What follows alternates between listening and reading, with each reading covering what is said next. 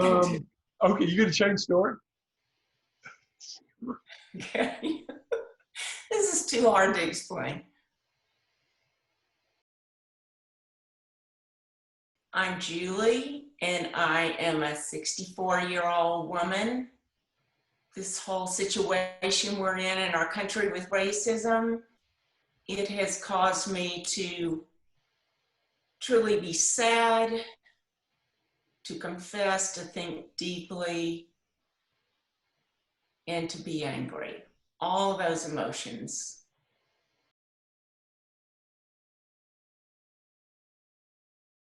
So this story is a very recent story, and it involves Dominique. And so Dominique, we had invited her to come over to our house and have a glass of wine and sit out back because we're so restrained in this COVID situation.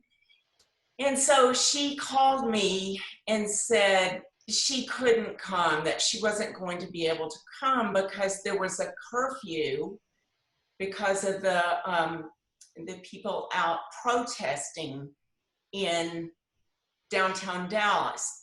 And she was afraid to come because if she got home later than the curfew.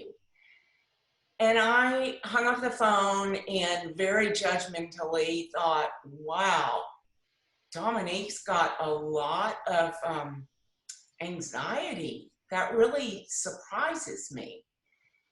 So I went to bed that night and was thinking about it and woke up the first thing in the morning, and it dawned on me like a ton of bricks on my head that, oh my gosh, that is my white privilege, that I have never experienced that fear of being stopped by the police before. What was it that you felt like, or that you thought that she had anxiety about? I thought she had anxiety about possibly being stopped by the cops. We had Bible study, and I had said in Bible study, I had told a little story about how I got pulled over and how I was scared. And I was fearful for my life, and fearful for my cousin's life as an African-American man. And so that was the first thing that came to my mind, because I said, well, I just told you the story that happened to me. And it was like, it didn't make a difference.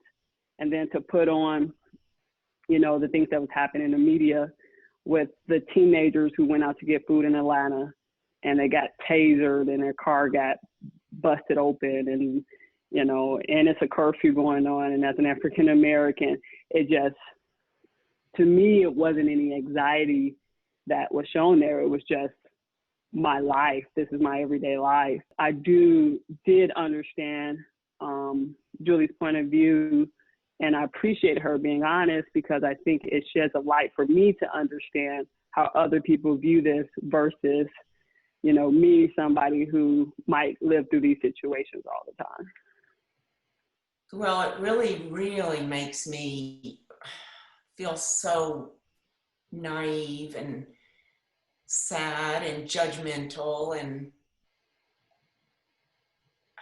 it's just overwhelming, really, that we live such different lives. I mean, here we are, friends, and my everyday experience is so different just based on skin color.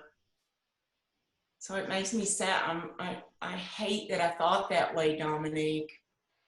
It's okay. It's okay. It really is.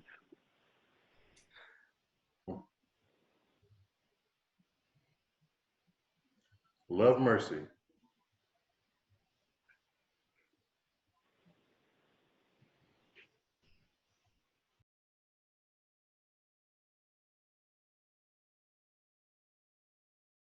Act justly, love mercy, walk humbly with God, and love God and my neighbor as myself. I've just been sort of overwhelmed with thinking how loving my neighbor as myself means giving up some of the benefits I've gotten from being a white person, how it's going to cost me personally.